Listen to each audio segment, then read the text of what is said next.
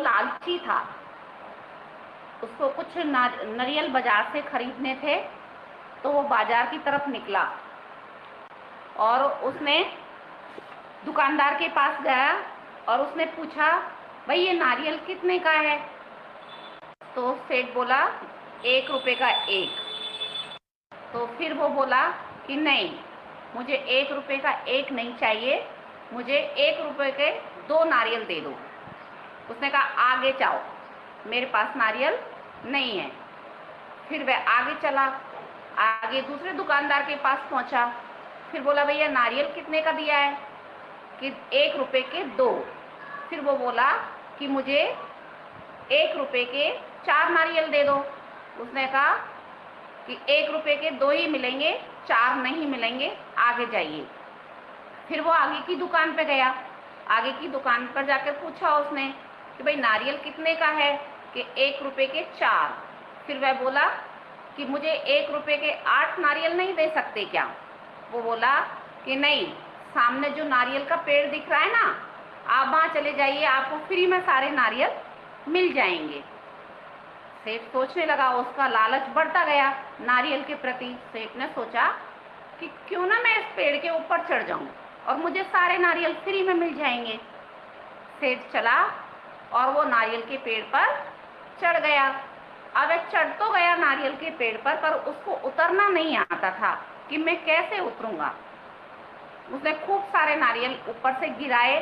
जब उसका उतरने का हुआ तो वह बहुत बुरी तरीके से डर गया कि मैं अब कैसे नीचे उतरूं, और वह जोर जोर से चिल्लाने लगा कि कोई मुझसे 2000 रुपये ले ले, लेकिन मुझे नीचे उतार दे।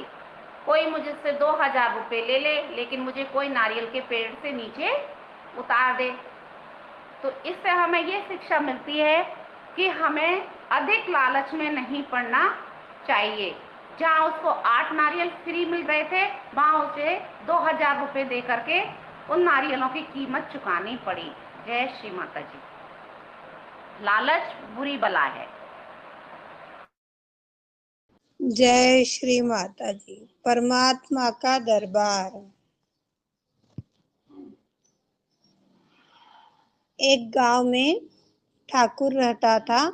उनके यहाँ पर बहुत सारे नौकर काम करते थे। जिसके कुटुंब में बीमारी की वजह से कोई आदमी नहीं बचा, केवल नौकर का लड़का रह गया। वह ठाकुर के घर पर काम करने के लिए लग गया। रोजाना सुबह वह बछड़े चराने जाता था और लौटकर आता तो रोटी खा लेता था। ऐसा समय बीतता चला गया। एक दिन दोपहर के समय वह बछड़े चराकर आया तो ठाकुरानी ने नौकरानी से उसे ठंडी रोटी खाने के लिए दे दी। उसने कहा कि थोड़ी छाछ या रबड़ी मिल जाए तो ठीक है। नौकरानी ने कहा कि जा जा, तेरे लिए बनाई है रबड़ी, जा ऐसे ही खा ले, नहीं तो तेरी मर्जी। उस लड़के के मन में गुस्सा आया कि मैं धूप में बछड़े चराकर आया हूँ, भूखा हूँ, पर मेरे को बाजरे की सूखी रोटी दे दी, रबड़ी मांगी तो तिरस्कार कर दिया। वह भूखा ही वहां से चला गया। गांव के पास में एक शहर था। उस शहर में संतों की एक मंडली आई हुई थी। वह लड़का वहां चला गया। संतों ने उसको भोजन कराया। पूछा कि तेरे परिवार में कौन है? उसने कहा कि कोई नहीं है। संतों ने कहा तू भी साधु बन जा। लड़का साधु बन गया। संतों ने ही उसे पढ़ने की व्यवस्था काशी में कर दी। वह कहने के लिए काशी चला गया।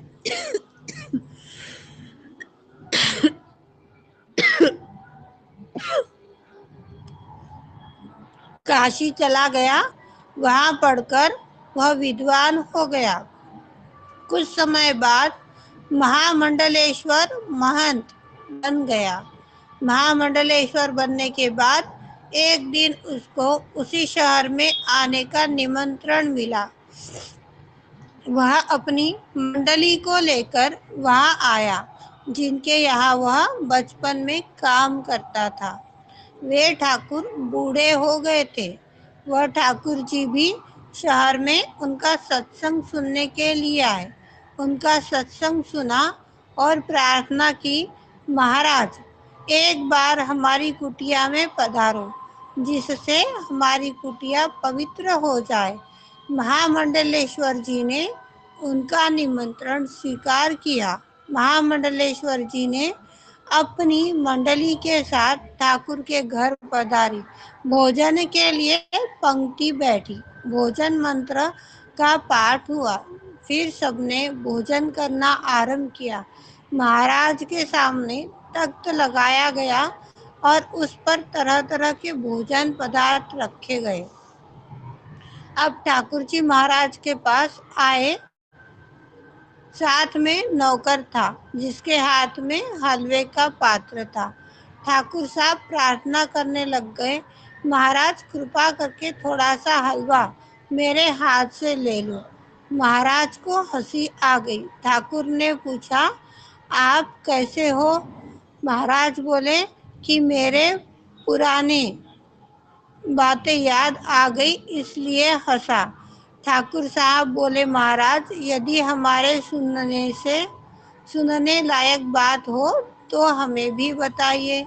महाराज ने सब संतों को कहा कि भाई थोड़ा ठहर जाओ, बैठो। ठाकुर बात पूछता है तो बताता हूँ। महाराज ने ठाकुर से पूछा, आपके कुटुंब में एक नौकर का परिवार रहा करता था, उस परिवार में अब कोई है क्या? ठाकुर बोले, केवल एक लड़का था और हमारे यहाँ उसने कई दिन बछड़े चराए, फिर ना जाने कहाँ चला गया। बहुत दिन हो गए, फिर कभी उसको देखा नहीं। महाराज बोले कि मैं वही लड़का हूँ। पास के शहर में संत मंडली ठहरी हुई थी, मैं वहाँ चला गया। पीछे काशी चला गया, वहाँ पढ़ाई की और महामंडलेश्वर बन गया। यह वही आंगन है जहाँ आपकी नौकरानी ने मेरे को थोड़ी सी रबड़ी देने के लिए भी मना कर दिया था।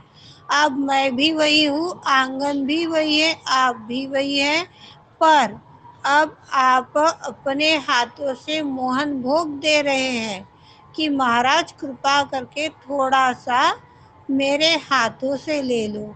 मांगे मिले ना रबड़ी, करूँ कहाँ लगी वरण। मोहन भोग गले में अटक्या, आ संतों की शरण।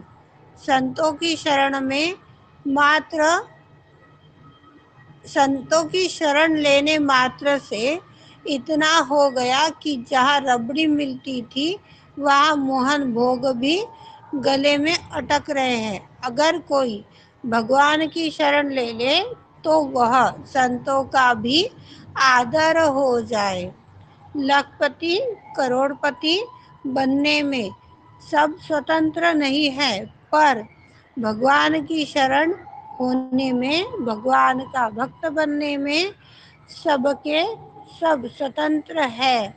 और ऐसा मौका हम सभी को मानव देह में प्राप्त हुआ है। इस देह का हमें पूर्ण उपभोग लेना चाहिए, परमात्मा की शरण में रहना। परमात्मा की शरण में रहेंगे तो कष्ट नहीं आएगा, पीड़ा नहीं आएगी, आएगी तो स्पर्श करके निकल जाएगी।